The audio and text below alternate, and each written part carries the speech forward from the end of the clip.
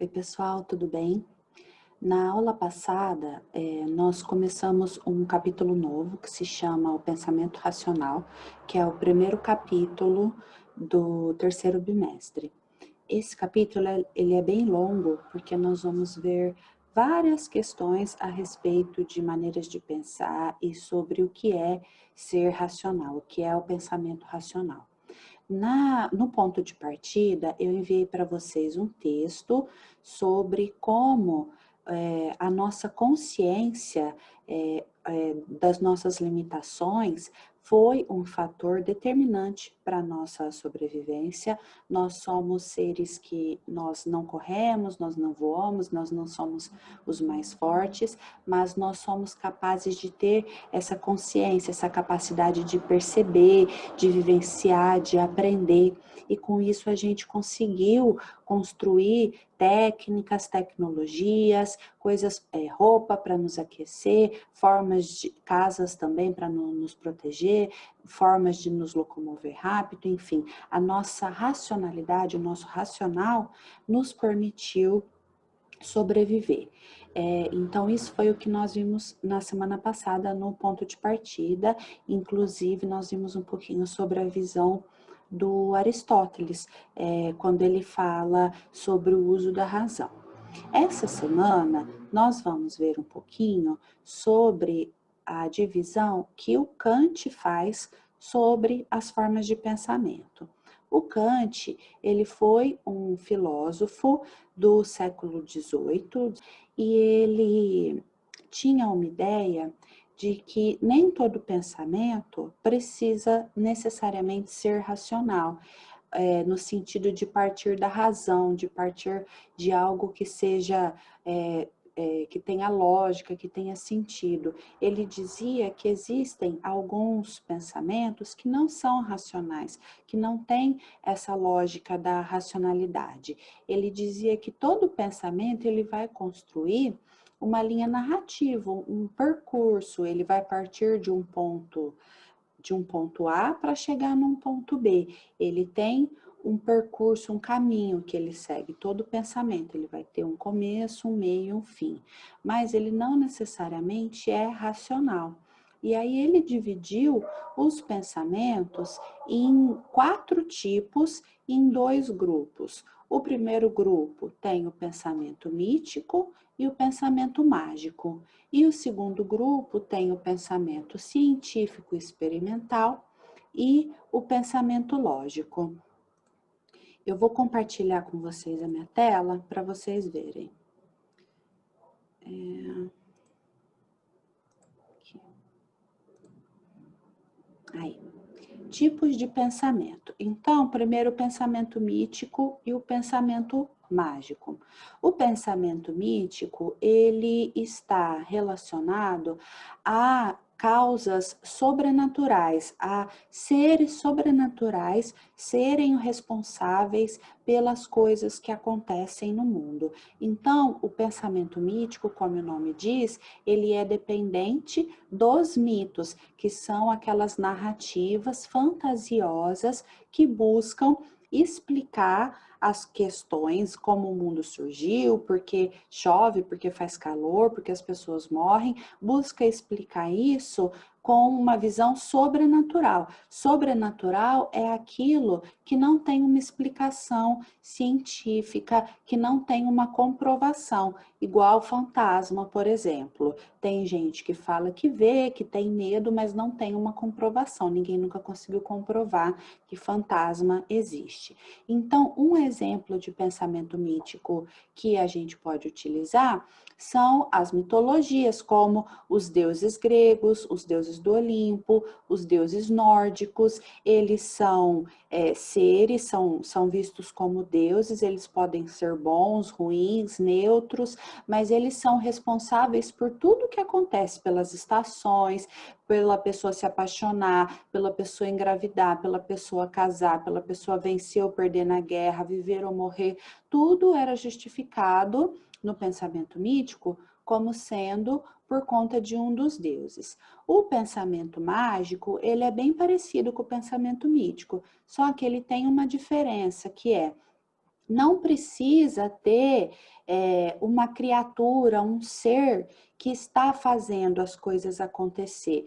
No pensamento mágico, existe conceitos como destino, sorte. Então, o pensamento mágico, por exemplo, fazer simpatia. Ai, se você usar a cor tal, por exemplo, se você usar amarelo no ano novo, você vai ganhar mais dinheiro. Se você usar rosa, você vai ter amor.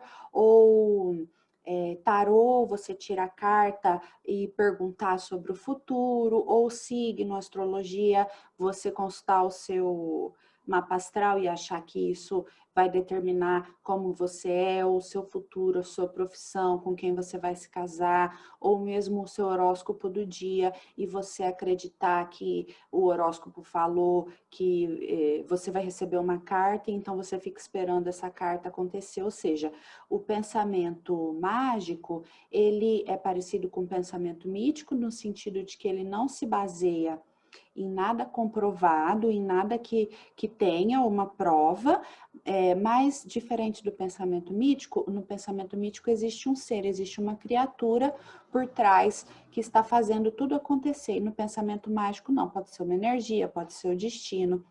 E o pensamento mágico também costuma trazer práticas e rituais esotéricos. Esotérico é aquilo que é para poucos, que não é divulgado para a maioria. Então, como é o exemplo da simpatia ou da cartomante, que você tem que ir lá e pagar para ela fazer uma consulta particular para você. Não é uma coisa aberta para todo mundo, que todo mundo pode ter acesso. E aí, tem aqui, ó, o horóscopo e o tarô como exemplos. Coloquei o significado aqui das duas palavras para vocês, aí vocês leiam com calma o material. Os outros dois tipos de pensamento, aí já pensamentos racionais, porque o pensamento mítico e o pensamento mágico, eles não são pensamentos racionais, eles não se baseiam na razão, eles não precisam de prova, eles são baseados no senso comum, são coisas que são passadas como verdade e ninguém questiona, né? Ou pelo menos a pessoa que acredita nisso não questiona.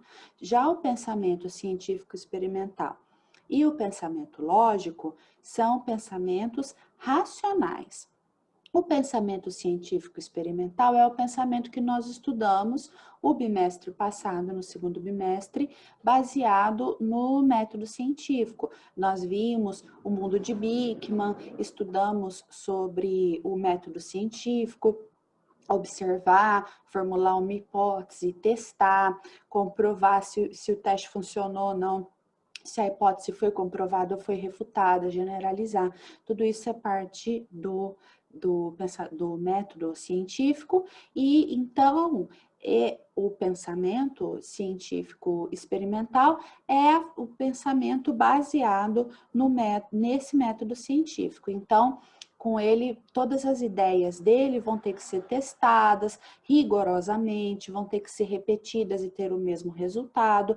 Por exemplo, os testes em laboratório, quem trabalha em laboratório, biólogo, médico, biomédico, todo tipo de pesquisa, teste que é feito em laboratório de vacina, de remédio, de cosmético, tudo é testado inúmeras vezes, repetido, em situações parecidas em outros lugares, para ver se os resultados são os mesmos. Então, antes de um remédio ser lançado, antes de um batom, de um perfume, qualquer coisa ser lançada no mercado, precisa passar por testes, inúmeros testes, para comprovar sua eficácia. A mesma coisa vale, por exemplo, que eu coloquei aqui, ó, para os arqueólogos que vão lá no sítio arqueológico fazer escavação, eles vão ter que testar, fazer inúmeros testes para comprovar, achar vários materiais ali para comprovar se esse sítio arqueológico é realmente do período que eles acham que é. Vão ter que reunir um monte de caquinho, de pedaços de coisa e juntar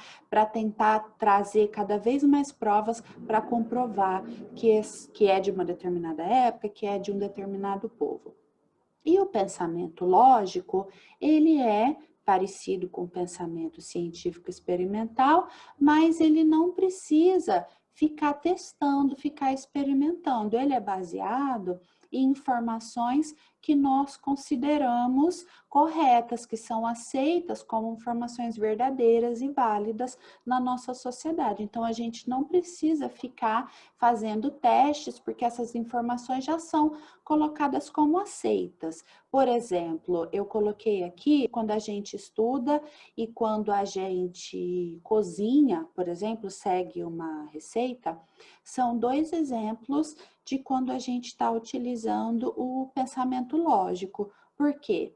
Para quando a gente estuda, a gente está estudando em cima de um material que é tido como verdade. Então, a gente não questiona o que está ali no livro de português, no livro de matemática, no livro de história, no livro de filosofia, de ciências. A gente aceita isso como informação verdadeira. Por quê? Pessoas que estudaram nessa área escreveram esse material, outras pessoas que também são dessa área leram esse material, testaram para ver se não tem erro. De quando em quando esse material vai ser renovado para não ficar ultrapassado, porque as coisas mudam. Então, a gente aceita o que está no material como correto. A receita, a mesma coisa. Você segue a receita ali e aceita, entende ela como verdadeira, como que ela funcione. Pode ser que você faça a receita e ela fique ruim, porque é como fala aqui no final. Se você baseia o seu pensamento lógico em algo verdadeiro, você vai chegar a uma conclusão verdadeira. Se você baseia em algo falso, você vai chegar a uma conclusão falsa. Então, se eu basear a minha receita, o meu prato em uma receita ruim, não é que eu vou chegar a um resultado falso, mas eu vou chegar a um resultado ruim porque a receita na qual eu baseei é ruim. Ponto que eu segui a receita direitinho e não atrapalhei em nada. Agora, se for uma receita boa e eu seguir direitinho, pode dar um prato muito bom. Então, o resultado vai depender de onde partiu o pensamento lógico, tá? Aí, semana que vem, a gente vai aprender outras formas de pensamento, mas por enquanto eu vou colocar junto com esse material aqui algumas atividades para vocês fazerem, certo? Até mais!